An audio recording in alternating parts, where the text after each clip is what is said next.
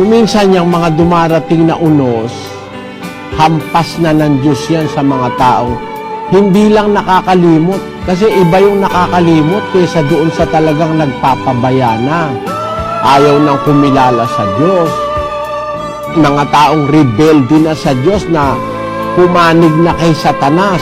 Basahin natin ang unang Timoteo 5:15. Sapagkat ang mga iba'y nagsibaling na sa hulihan ni Satanas. Talaga, nasa kampo na ni Satanas eh. Hindi lang sila nakakalimot sa Diyos, sinasadya na nilang labagin ang Diyos sa kanilang buhay.